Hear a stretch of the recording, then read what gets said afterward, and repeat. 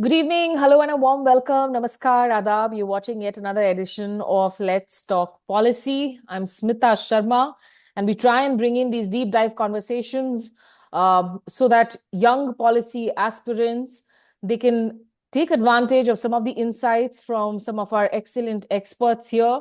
Just a quick reminder before we get on to the webinar and I introduce the speaker today. Please do check out the admissions are on for the MPP course at the Kautilya School of Public Policy in Hyderabad for the batch of 2026 and 2028. So take a look at the prospectus and see if it's of interest. Reach out to the team if you have any queries regarding the faculty admission, logistics, or anything else.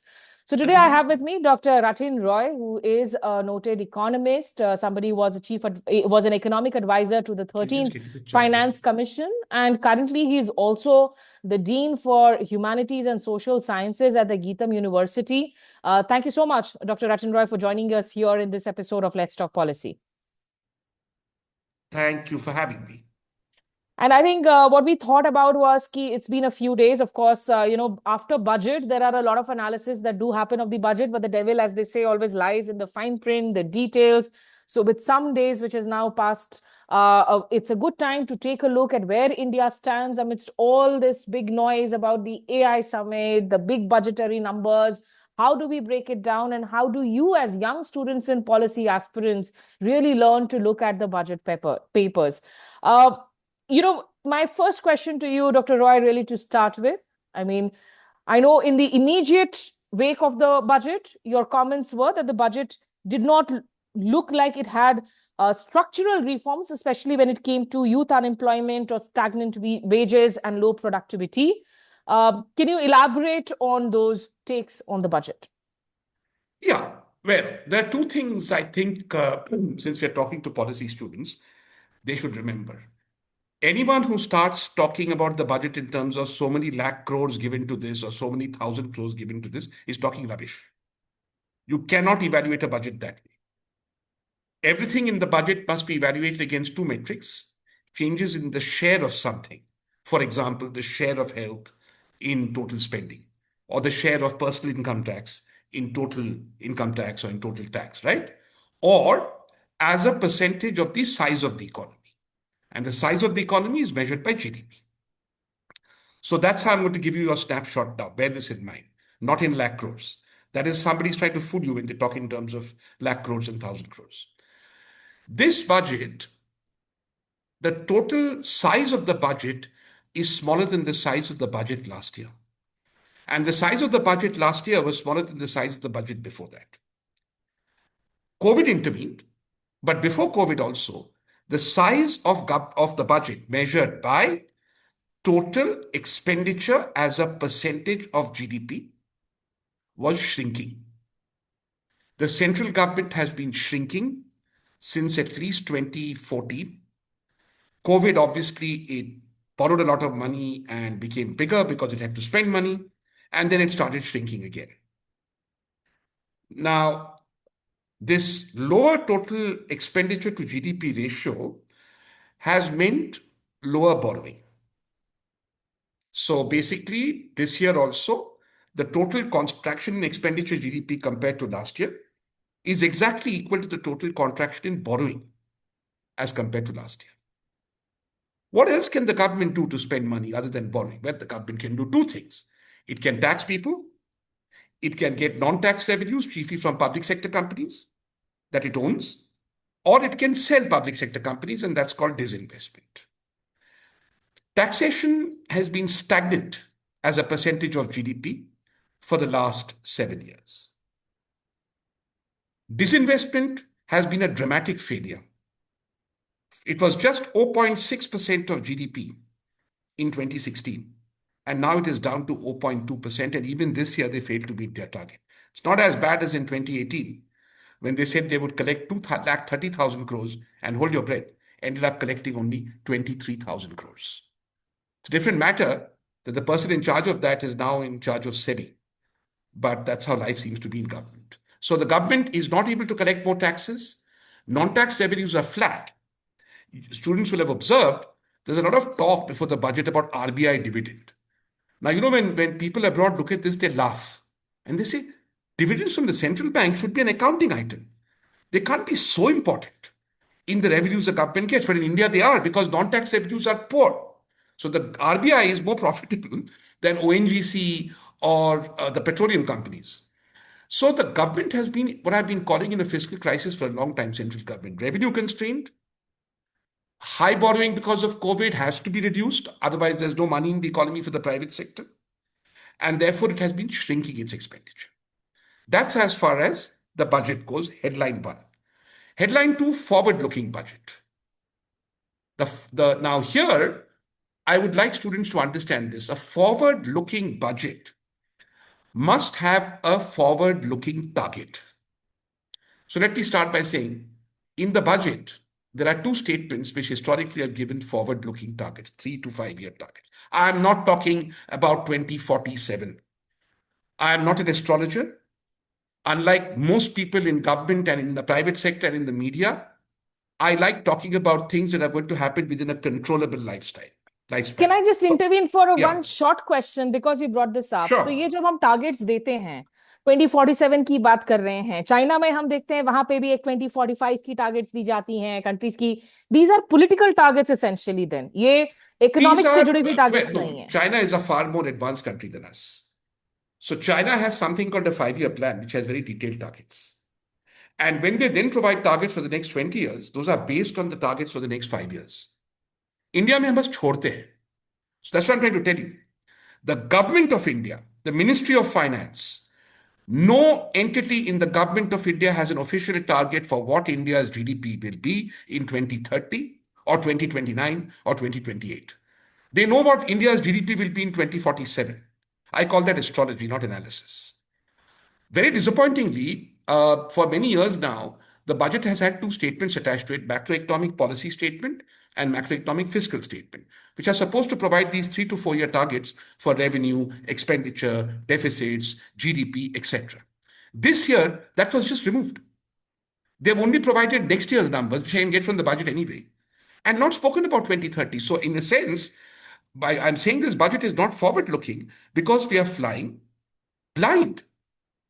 I mean, if any sane policy analyst comes to any senior person and says, Sir, I have a target for 2047, but I have no clue what's going to happen in 2 or 3 or 4 years, that person should be immediately sort of given a cup of tea and asked to leave, right? Unfortunately, this particular case is happening across the government of India, every single economic ministry, including the Prime Minister's office, and you can't tell the whole government of India to have a cup of tea and check out. He can't. And just let me remind जो हमारे audiences हैं यहाँ पर, if you want, please feel free to drop your questions for Dr. Roy in the chat box. I'll be happy to take them. And I'll also keep my conversation bilingual क्योंकि हमारे बहुत सारे ऐसे aspirants हो सकते हैं जो India के दूर दराज क्षेत्रों से हों but who want to pursue policy. So we'll keep it a mix of Hindi and English. Dr. Roy, also coming back to a key question then, जब आप कह रहे हैं कि हमारी बजट श्रिंक हो रही है, गवर्नमेंट के पास वो जो मनी स्पेंड करने के लिए है वो भी कम हो रहा है, ऐसे में क्या जो हमारी सोशल स्पेंडिंग्स हैं, पर्टिकुलरली अब मनरेगा को तो नाम बदल दिया है हमने, वीबी जी राम जी कर दिया है, क्या ये स्पेंडिंग्स आपको रिड्यूस होती हुई नजर आ रही हैं? अगर ऐसा है तो वो सही है, वो गलत है, उसको एक ऑर्डिनरी हमारी जो स्टूडेंट्स हैं वो कैसे देखें? अच्छा, इसके लिए आपको मेरे कुछ लेख पढ़ने पड़ेंगे जो आप स्टूडेंट से जरूर पढ़े होंगे, मतलब जो अखबार में है, हिंदी हम्म. में भी है, अंग्रेजी में भी है और मराठी में भी है. मराठी बोलायचं तर मला विचार करायचा तर विचार, बांगला प्रश्न पावा. We don't have to get Hindi dominating here, Telugu Yeah, sure. माట్లాడండి నాకు. But see, there is something called a development state. Hmm. And the development state is trying always to spend money on two things. One is to develop the economy, so infrastructure, right? Highways, industry, etc. So the government puts in money directly there. And the other is to provide something very important, what we call merit goods, which are things that will help human capital to grow. Health, education, water supply, sanitation, women's empowerment, very important. It's a merit good. In a society with patriarchy, empowering women is a merit good, right? Since the last about, I'd say, 20 years, since about the end of UPA 1, we are neither investing in the economy, the said government of India, nor providing merit goods. Instead, we have become what I call a compensatory state. इसका मतलब ये हुआ कि माफ कीजिए, मैं तो अमीर हो गया हूं, स्मिता जी भी अमीर हो गए हैं और थे कभी। लेकिन आप लोग 1991 की लिबरलाइजेशन के बाद आपको खास फायदा नहीं हुआ। तो माफ कीजिए, आप तो वही के वही रहे, तो ये मुझसे कुछ कॉम्पेंसेशन लीजिए। 800 मिलियन लोगों को फूड सब्सिडी दे, किसी को एक फ्री बस पास दे दिया, किसी को कुछ आवास दे दिया। ठीक है। So basically, if you look at the budget, the proportion of compensatory expenditures from the government of India have increased very sharply at the expense of health education and at the expense, obviously, of public investment. So that, because public investment now they start fudging, they say, let's do PPP, let's do this, let's get the private sector to do it, right? There has been some increase in capital expenditure in the last 5 years. The government has made a big noise about it. I like it because that means that current expenditure is lower. But what has happened is a bit of a state of a hand. Not all of it, but a large measure, certainly till last year. Capital expenditure in the central government happens from two places. This is investment in bricks and mortar, yeah? It happens from the budget, and central government public sector undertakings, PSUs, do it. So Railways does it, Hindustan Petroleum does it. What you find is that the PSUs capital investment has collapsed. That means their profits have increased. Those have been transferred to the government, which has then used those increased profits to increase capital investment. एक हाथ से दूसरे हाथ। ठीक है। अब इस साल थोड़ा सा एडिशनैलिटी है, but is not as if there been a transformational increase in capital investment. ठीक है। So that also, I'm afraid, it's very, I'm an old hand at this. ये सब मेरे साथ नहीं चलेगा. That state of hand is easy to catch. So the government essentially, all the government of India is doing more and more is compensating people for development failures. It is no longer a development state. It is now a compensatory state. And this budget, like the budget before and the budget before, and this is bipartisan. This has been going on since the end of UPA 1, UPA 2 onwards. So only it's accelerated now because these are also, I try frankly to make a political point. I Hmm. think governments have understood that doing the hard work of delivering health, education, infrastructure, it's hard, it can fail. If you give compensation like this, electoral results show that you give people some money, some compensation, especially before election. Hmm. It's good for voting. Not just, Hmm. again, not just the ruling party. Yeah? It's become, I Hmm. think, a bad habit with all the parties. It's a kind of easy way out to getting electoral success. Whoever Big is message. ruling in whichever हाँ, state मैं पैसे at दे दिया, power. मुझे vote मिल गया, अब काहे को मैं build a school, put teachers there, improve education quality, you know? And then Hmm. people have also lost aspiration. With successful failures to deliver these things, people now say, give me something, it's okay. तो क्या यही वजह है कि हम देखते हैं कि जहां हम एक तरफ बात करते हैं हमारे आंकड़ों की, we talk about becoming, and I am always confused whether we are the third largest और the fourth largest economy right now, we talk about large GDP numbers and all of that, but individual prosperity हमारी, जो हमारी individual high per capital income है, क्या उनमें significant progress हो रहा है जब हम हाई लार्ज इकोनॉमीज की हम पायदान पर ऊपर चढ़ रहे हैं? बहुत बढ़िया सवाल है। इसका एक मैं सिंपल एनालॉजी से आपके दर्शकों को मैं समझाता हूं। मैं बंबई से आता हूं। बंबई में एक इलाका है, उसका नाम है धारावी। शायद आपने पिक्चर में देखा होगा। धारावी एक जमाने में एशिया का सबसे बड़ा स्लम था। कुछ तरक्की जरूर हुई है, फिर भी वहां की आबादी अधिकांश तरीके से गरीब है। They are poor people living in Dharavi, majority of them, but there are lot of people living there, millions. So the city of Bombay, if I carved it into different units, I would find that Dharavi would be the third or fourth largest area in terms of total income of Dharavi. But in terms of per capita income, it would be much lower than South Bombay, right? Because rich people live in South Bombay. Same is true of us. We are the third. We are in the G20 because we are a very poor and very large country. If you multiply 1.4 billion people by $3,000, you become large. You become the third or fourth largest economy. In contrast, if you take even a economy that's sputtering like the UK, right? 44 million people, they have a per capita income of 45 or $50,000. That means they're only slightly behind 1.4 billion people in India. So prosperity is in multiples. That's one problem. We are far behind. Let me put it this way: even if our aggregate income doubles in the next 7 or 8 years, our per capita income will be one quarter that of even Belgium. Sri Lanka and Bangladesh have higher per capita incomes than India. So let's not get ahead of ourselves talking about a mass of large poor people.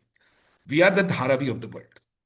Number two, if this was not bad enough, there is a north south divide. The economies of Tamil Nadu and Kerala suit Karnataka and Telangana are as rich as Indonesia, which means their per capita income is $4,000. The economies of UP and Bihar are poorer than Nepal. Of course, poorer than Bangladesh, but poorer than even Nepal, right? So, but the majority of people live there. Majority of people live in the poorer regions of India. So not just does this fourth largest economy mask the per capita income problem, it also masks the serious problem that the areas where the majority of people live, that is the Hindi belt and the eastern states, are poorer than, are much poorer than the four peninsular or southern states. So there are two dimensions to this problem, which is going to cause a huge structural problem going forward. Let me quickly take in one audience question that is here. Basavaraj is asking, sir, what role can MSMEs play in large-scale job creation, and what policy gaps still holds them back? Well, MSMEs in the informal sector are already playing a role in large-scale job creation. They are creating all the jobs. In the non-agricultural sector, between 85 to 90% of value added is happening in MSMEs in the unorganized sector. And about 75 to 80% of the jobs are happening there. The question is, are we going to be so you can create a lot of jobs. कौन किसी ने बोला था शायद ना कि पकोड़े बेच के आदमी अपना कमा सकता है, भूल गया मैं कौन है, पता नहीं कौन था, खैर. So if we the question is not the kind of job you have, the question is whether they can provide you with decent jobs. A good example is Italy, notoriously bureaucratic, quite corrupt, just like us. A powerhouse economy, but it was powered by MSMEs. MSMEs producing high value stuff that gave high value jobs. So the challenge in India is not so much for MSMEs to provide jobs. If I have 2,000 pakodewalas and 9,000 Ubers and 4,000 Olas and they're all little MSMEs, उससे मेरा कोई फायदा नहीं होगा.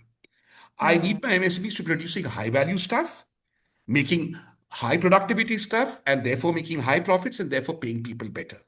That high pathway value is jobs आप possible. कैसे quantify करेंगे हमारे इस इकोनॉमिक सूरत हाल में? What according to you will be a decent job, a high value job? अब देखिए, ये तो आपने और भी बढ़िया सवाल पूछा, क्योंकि आपको मैं बड़े सिंपल उदाहरण से देता हूं. Last year the government of India increased income tax exemption limits to 1 lakh rupees a month. Now, if you don't earn 1 lakh, you don't pay income tax. When 35 years ago, when I did my first job, I was earning 3,500 rupees a month and I paid income tax.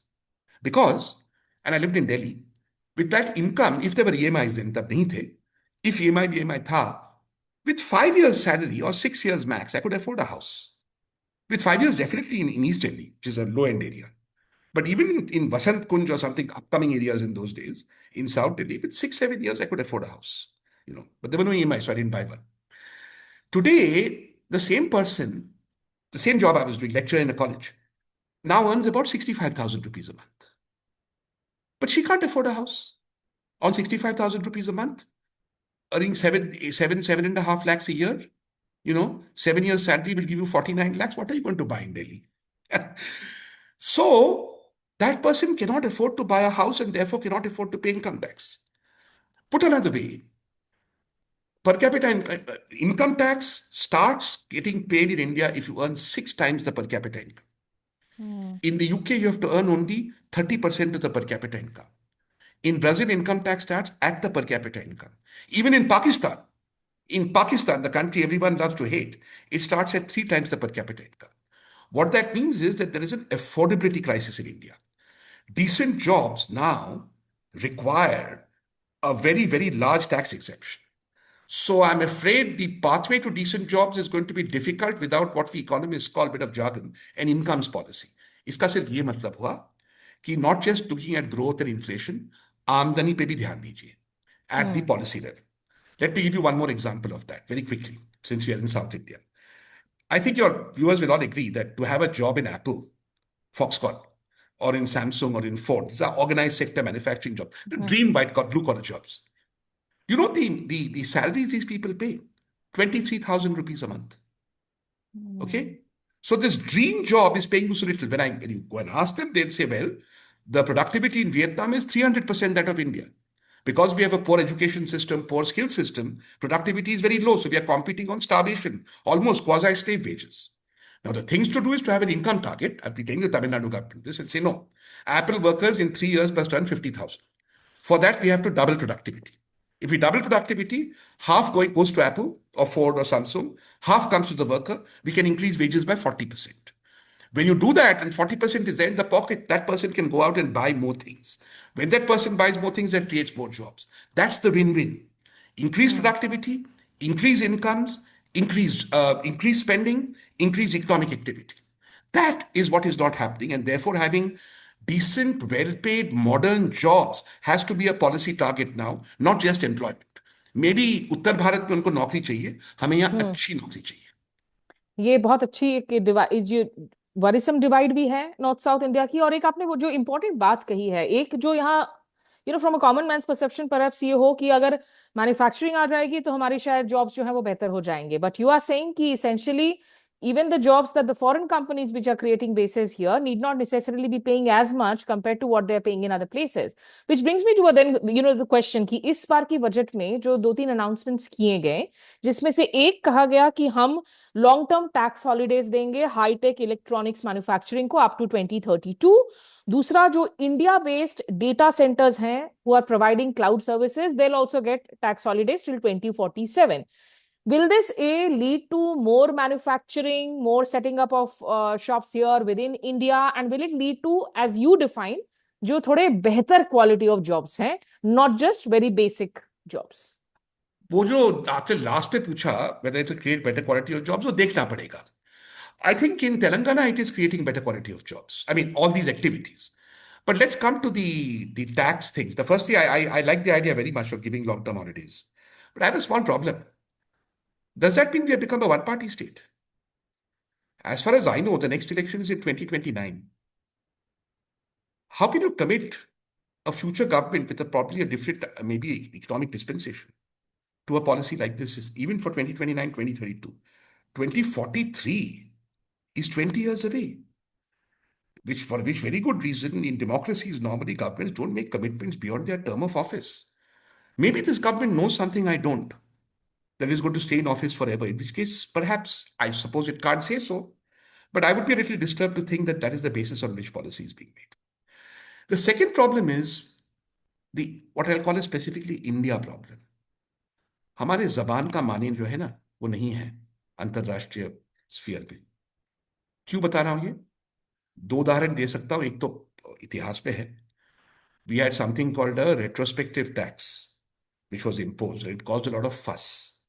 Rightly so, because you can't impose taxes retrospectively. मतलब आज के आमदनी पे आप tax impose कर सकते हो. अगर कल आपने टैक्स दिया, आप मुझे बोलोगे आपकी you should start paying extra income tax from 2015, I'll lose credibility with you. They did that. This year they have done one more thing to lose credibility. It's a small thing. It's a very important thing. It's important for India, and I'll conclude with that, this answer.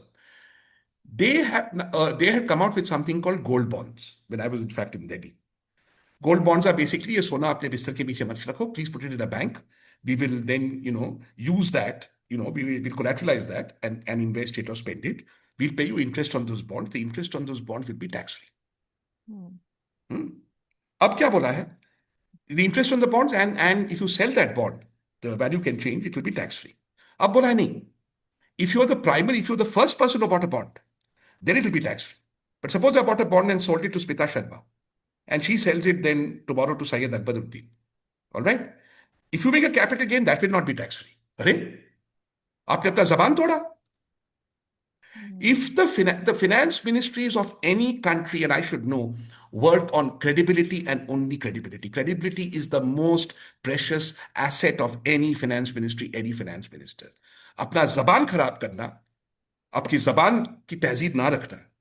This is the worst thing a finance minister can do, and I'm terribly upset for this reason about this budget, because they have done something non-credible, and they have also said things, made commitments way beyond their term of office. This is politically responsible and ethically wrong. Okay, very important points there. Doctor Roy, मैं एक और आपसे पूछना चाहूंगी, and a quick reminder to our participants, we have around last 15-20 minutes. If you have questions, please drop them in the chat box. एक चीज पर जिस पर आप काफी जोर दे रहे हैं लगातार, which is you are saying कि इनकम डिस्टेंस, जहां जो 16 फाइनेंस कमीशन का फॉर्मूला है वो अभी भी जो है इनकम डिस्टेंस पर फोकस कर रहा है, जिसके तहत आप गरीब राज्यों को ज्यादा फंड्स दे रहे हैं. इसमें प्रॉब्लम क्या लगता है? क्योंकि सुनकर तो यही लगता है कि that is how a state should behave, कि भाई अगर आप गरीब राज्य हैं तो आप जो हैं उनको आप ज्यादा सपोर्ट दें। ठीक है, बहुत ही महत्वपूर्ण सवाल है ये। In fact I would say for the republic it is an existential question. पहले तो मैं आपको एक एनेक्डोट बताऊं। I used to be the chief economist of the 13th finance commission. तो उसमें हमारा एक काम होता है कि हम हर राज्य में जाते हैं, we go to every state and we have a meeting with the CM and the ministers, and they present a memorandum and they discuss things, and I'm supposed to then follow up and keep in touch as the chief economist. Income distance formula, income distance as the weight of income distance in the horizontal devolution, which means how much each state gets. उसका एक formula होता है. That weight has been the largest for the last 30 years, between 40 and 50%. Actually, the only thing that matters is income distance. But when in the 13th Finance Commission, 2009, 2010, when I went to every state, no state objected. They would say, Maharashtra, my own state would say, देखिए हमारे यहाँ मारसवाड़ा गरीब है, तो ये आप income distress लगा रहे हो, ठीक है, हमें ग्रांट दे दीजिए to help us, look after the poorer parts of my state.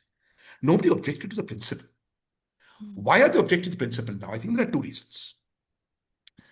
There is a economic mismatch between northeast and south and west. With the peninsular states are, I told you, 4 times as rich as the northern and eastern states. So basically, but the political power, because they're a majority, is held in the northern and eastern states. In fact, they have also suffered politically from this, because what has happened for a long time is that the number of seats in the Lok Sabha, which should be based on one person, one vote, has been frozen at the 1971 population. Since then, the population of the north has increased and the population of the south, relative to the north, has come down. So the southern states, were we to actually fulfill the one person, one vote obligation, would be so disadvantaged that in the next parliament, if that was constituted properly, looking at the 2011 census, even forget the next census, UP plus Bihar plus one northern or eastern state would have a permanent majority in the Lok Sabha and Rajya Sabha. This is scaring the southern states. That is one. So the tension between political devolution, and I'm not contesting it, your listeners have to choose. You either accept one person, one vote democracy or you don't. One person, one vote democracy means the northern states have to get a larger share, unless somehow you get them to migrate to your states. That's a larger story. Otherwise, as things stand, you have to have the limitation. But the question is, if I have the limitation, then why should I, and they have complete political power, why should I continue transferring money to them at the same rate as before? You have taken away the mediating factor there, which is 71 population deciding things. Even the Finance Commission about now the population weight is 2011 population. That is one argument given. That's a very dangerous argument because that's a political drift. The second argument was given, I think it's a very well put by my friend P.T. Tyagarajan, Minister for Electronics now in Tamil Nadu and Minister of Finance then. He said, see, हम 25 साल से चुपचाप, without quibble, we have been acquiescing to giving money to the northern states disproportionately and the eastern states, the poorer states. इसका अंजाम तो होना चाहिए convergence. But instead the divergence goes on increasing. तो इसका तो कोई अकाउंटेबिलिटी हो कि पैसे देने के बावजूद, despite that, why is the divergence increasing? Let me give you a very frightening statistic. Not mine, Arvind Subramaniam and Devesh Kapoor's book. Between 1980 and 2015, the growth rate of the peninsular states, that is South India plus Maharashtra plus Gujarat, was the same as China. Oh, wow. If you just looked at India as these 6 states, their prosperity levels would have were on track to hit China on their own. Which means, just imagine if that was their growth rate, what would be the growth rate of North and Eastern India? Abysmal. This is the political economy tension that you're seeing. And for policy wongs, it's very important to have courage. Don't retreat into technical silos when these things are staring at you in the face. It is very important to confront them, understand them, and propose solutions for them. I have proposed 3 solutions, both all difficult. No time to go into them here. Just please Google me if you want to read them. Okay, let's take in another question from the audience. Piyush Pandey has a very specific question. To overcome India's challenges through structural reforms, don't we need 8% annual real GDP growth And he says, when I asked a senior government economist, the reply was consider geopolitical conditions and remember economics first rule, which is ceteris paribus. I don't know if I pronounced that right. Why is the government avoiding this demand raised by many economists? Well, because we can't. The Chief Economic Advisor's economic survey predicts that growth next year, well, in the next 2 years, will be between 6.8 to 7.2%. That is lower than the growth rate this year, which means we are maxing out on growth this year. So, yes, we do need to get to 8% growth. That mechanical calculation is not enough. Why are we not able to get there? I'll have to go into each component. Let me go into this. When I first came, I keep coming and going from India, as many of you know. When I came back to India to work for the 13th Finance Commission, I noticed that I asked some economists in Bombay, I said, what are the fast moving indicators of the Indian economy?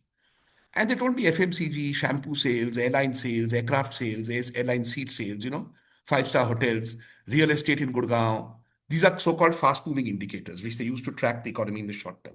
I said, Achha, but what about things that not poor people? Poor people don't consume. What about things that people earning the minimum wage consume?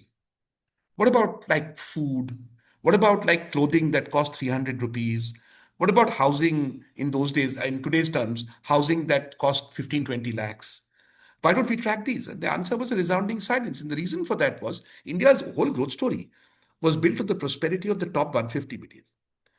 So that is over now, as your generation is seeing, not yours, Smita, but the younger ones now entering the workforce. Your salaries are collapsing.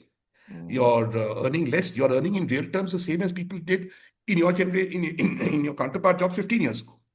You can't afford to buy a house. You don't pay Mm. income tax. There's nothing more worrying to me that educated people in white collar occupations are not paying income tax. Now, what is the solution then? Solution is to have better paid jobs for more people, but how do you get them? There are two things you can do. One, the government has tried and failed. And this I'm not an optimist on. I'll tell you why. This is an area of economic activity which I have to quote Mahatma Gandhi. When Mahatma Gandhi went to the roundtable conference in London in 2030, some reporters asked him, "So, Mr. Gandhi, what do you think of Western civilization?" He said, "I think it would be a very good idea." Okay. Likewise, when people say we want export-led growth, I say I think it's a very good idea. करके दिखाओ. India's share in global exports, manufacturing exports, is less than 1% of total global exports. It is 0.8% now. It was 0.4% 20 years ago. At this rate, nobody in this room will be alive by the time India's share in global exports even hits 5. China is in double digits. Korea is, everybody's higher than us, every developed country. So forget exports. What about the things that Indians want to consume? So, this I've written at length about this, but let me tell you there are 5 things that Indians should be able to consume at affordable prices without subsidy. One is a decent meal. The second is 200 rupee shirts, 90% of which today are imported from Bangladesh and Vietnam. We can make 5,000 rupee shirts. We do not have the kshamta nahi hai to make 200 rupee shirts. Housing, not for people living in Gurgaon and Noida, but housing on tickets of 20, 30 lakhs. Mm. Okay? Without subsidy. So no avas vavas. Go to the market, get paid, buy a house. I am not a communist. I like the dignity of the market, and everybody deserves a dignity. Healthcare, education. If imagine a world where 60% of our growth came from these 5 things, Mm. 20% came from makeup, indigo, huh? Yes, sir, shadi byah, kaju, rich things, what we consume, and 20% came from exports. That growth at 7.5% would raise levels of prosperity in this country so that even if you only attained a per capita income of $10,000, we would be a prosperous country. Also, it is highly likely if you got that pattern of growth, you'll be able to switch from this 7% barrier, where the major Mm. constraint is domestic demand. Not domestic demand of the entire country. The fact that the top 150 million, their demand is saturated. Therefore, they're not getting jobs, so it's getting worse. And our inability to meet the demand of the next 300 billion. That is where we need to focus. And if we can adopt that strategy, and again, that involves an incomes policy, then we will see prosperity. Okay. Ayush Kumar Singh, you had raised your hand. If you have a question, please unmute. Go ahead, unmute yourself and ask the question. Ayush Kumar Singh, are you still there? We have allowed you to talk. Ask your question. पूछो भाई. Okay, I can't hear. Uh, Bhargavi, is there a question you wanted to ask? Okay, I don't know. There's some issue there. But there's another question here in the chat box where somebody is asking if you would want to say that what is the one big policy myth from your experience, one misunderstood policy myth about India's economy that people should stop believing? Oh, that's a very interesting question. There are so many. The first is that uh, India is somehow not capable of engaging in high productivity activities. That Indians are hard workers and they're not smart workers. That's a big myth. The reason why people are only working hard is we don't give them an opportunity to work smart. Let me give you an example that very famous consumption economist Rama Bijapurkar told me. Which is a very interesting example, especially for the women here. So in Bombay, there was a huge rise in domestic workers' wages, mostly female domestic workers' wages about 10, 15 years ago. They demanded it, they got it. There was also pressure because fewer domestic workers were coming. They were opting out of the labor force. The first thing that people in domestic work did with the extra money was buying a mixer grinder. You know why? Such a smart thing to do. Hmm. Because of patriarchy in this country, when a woman gets up in the morning, she has to first make food for her husband and children. That will eat into the time she can take to do other jobs. When she buys a mixer grinder, it reduces her labor by about 60%, and therefore she can take one more job and prosper more. Hmm. Example number two, women in Telangana after the free bus pass scheme, I don't know about Bangalore. I hear have been asking the ruling party here in this state. Now you've given us free bus passes. We have gone and enjoyed ourselves going to the temple once. Now tell us how we can use these passes to improve our income earning potential. So Indians are very smart. They have to be. If they're given an opportunity to leverage income earning product potential, and that is all about productivity. Now, if you are somebody who has been badly educated, not taught how to do things, I have sort of come across children who can recite an entire page of English prose without understanding a word. Hmm. If we are able to get out of this quota syndrome where we send people to get credentials and actually acknowledge productivity comes with proper, genuine education. And we do that on a mass scale. And we have to put in much more money than into education than we are doing now. Okay, both public and private. If you are therefore able to focus on this magic mantra, which is help people to increase productivity, Indians will respond. Indians are not, Hindi में एक शब्द है, गधा मजदूरी हम choice से नहीं करते हैं, मजबूरी Hmm. से करते हैं. मौका दो तो लोग गधा मजदूरी नहीं करेंगे. 1.4 billion people have a lot of talent. The second, I think, myth about the Indian economy that we need to dispel is that we have a destiny that is inevitable. No such thing. Okay, there are lots of, I grew up in Bollywood, तो मैं ऐसे movie terms में देखता हूं. तो ये tragic ending movies विकास के मतलब क्षेत्र में अधिकांश देश ट्रैजिक एंडिंग ही होता है. From Argentina to Brazil to Mexico to South Africa to Nigeria to Egypt to Pakistan to Thailand to Philippines, these are all failed countries. What do I mean by that? I mean the per capita income can go up to $10,000, $15,000, but they face the same problems of poverty, the same problems of crime, the same problems of ill health that a poorer country faces. Hmm. Successful countries, South Korea, China, Taiwan, these are relatively few in number. Happy ending nahi hota. And happy ending is not automatic. So we Hmm. have to be very conscious about that. And I think the big challenge before this generation is how to make up for our failures of the recent past and to try and get that happy ending happening. Don't take it for granted. अच्छा, last two questions जो मैं आपसे पूछना चाहूंगी doctor Roy. एक, as students who come in as policy aspirants, जो हम लोगों के लिए सबसे जरूरी होता है वो होता है data.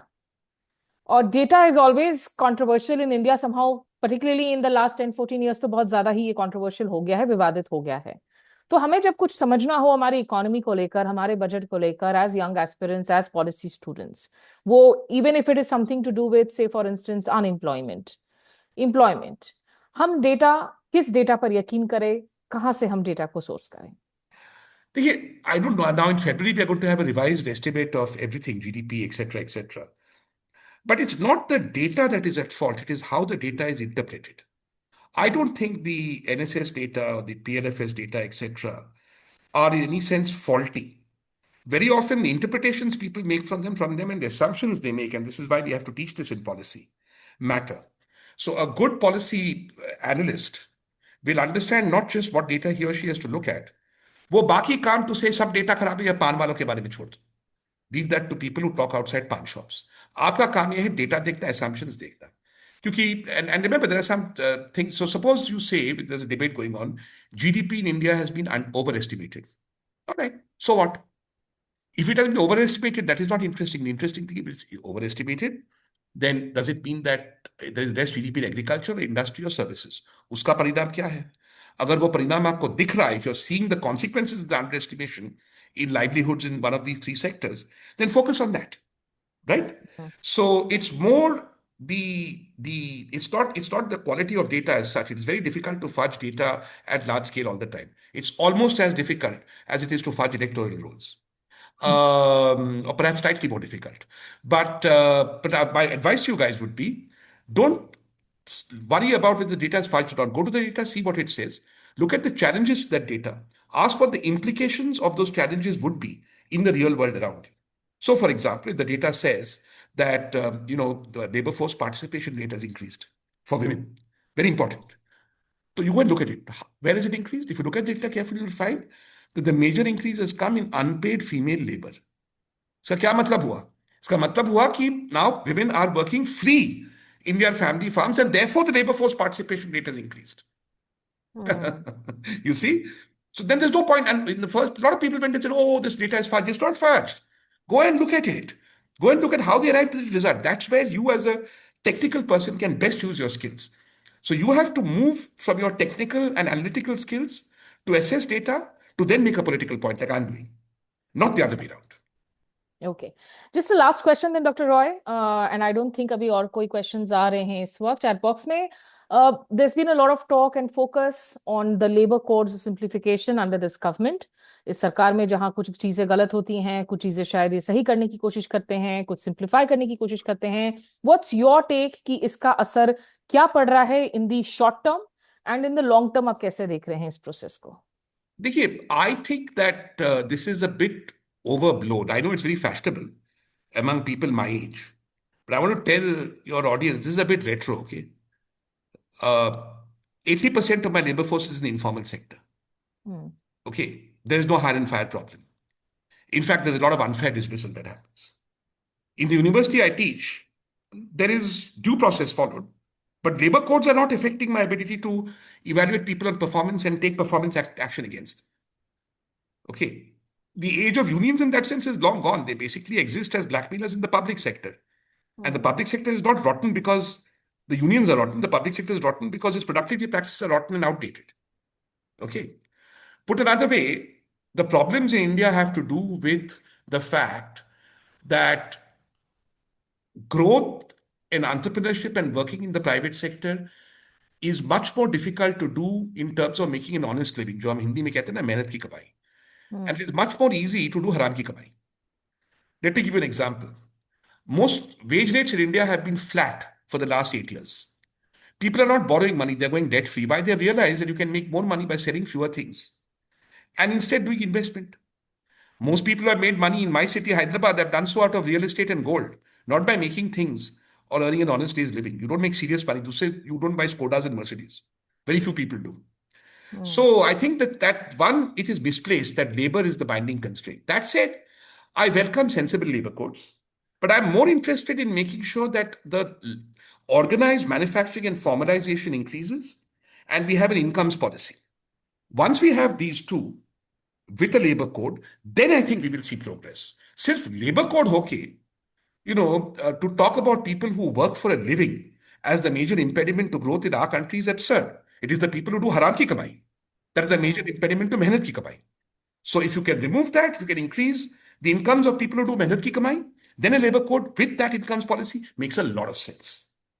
Okay, I think that's a good note to end this conversation with. And just a quick reminder, जो हमारे साथ तमाम यहाँ पर लोग जुड़ रहे थे, Okay, I'll just take one last question because ये आयुष कुमार सिंह जिन्होंने हाथ रेस किया था, कुछ टेक्निकल गड़बड़ी हो गई थी. He's asking you how much of an effect are the free trade agreements going to have on export manufacturing? Ayush, my take is nothing. Because I don't think the binding constraint to India's manufacturing exports is tariffs. And therefore, the removal of tariffs, I don't think is a binding constraint. The binding constraint is my productivity is one third that of Vietnam. घर के अंदर देख के हमको पहले घर साफ करना है, ठीक करना है. See, China, anything produced in China that China exported was affordable to Chinese people. So just creating these enclaves and bubbles is not going to help you. जिस दिन हम अच्छे क्वालिटी के चश्मे के लेंसेज बना सकते हैं ना इस देश पे, जो लेंस कार्ट कर रहा है, उस दिन we will stop importing lenses that we have seen in चश्मा. We have to do this 100x, 200x, 300x. I am all for free trade agreements because there is one important thing they do. We call it in economics, again, jargon, gray area dynamic effects. Remember this, if you want to sound posh. Gray area dynamic, it just means when you're exposed to global thinking, like I have been, you become more cosmopolitan, you become more receptive to the best ideas. Then automatically you're able to improve productivity and enhance productivity. That's what happened in the IT industry, right? For a while. Then they stopped looking. So if we are able to benefit from that, I'm all for it. But that is not going to, it's not a magic bullet. कि FTA कर दिया और अभी exports बढ़ेंगे. That is not going to happen. For that, we have a lot of work to do to set our own house in order. Chaliye, thank you so much for all of you who tuned in. You can, of course, follow Dr. Roy through his articles in various platforms, including Mint, Economic Times. On Twitter, he's as Emerging Roy. Of course, if you're in Geetham University and Kautilya, you get to interact with him in person more often. And you can look me up on Facebook, Insta, and my YouTube on Smita Sharma Journalist. On Twitter, it's Smita_Sharma. For any questions regarding the admission cycle, which is ongoing, take a look at the Kautilya School of Public Policy website. And if you're interested, please reach out to our teams. Our teams are always accessible regarding your queries. So many thanks once again, Dr. Roy, for joining me on another episode of Let's Talk Thank Policy. you. Thank you. आप सभी का भी हमारे साथ जुड़ने के लिए शुक्रिया. नमस्कार. आदाब.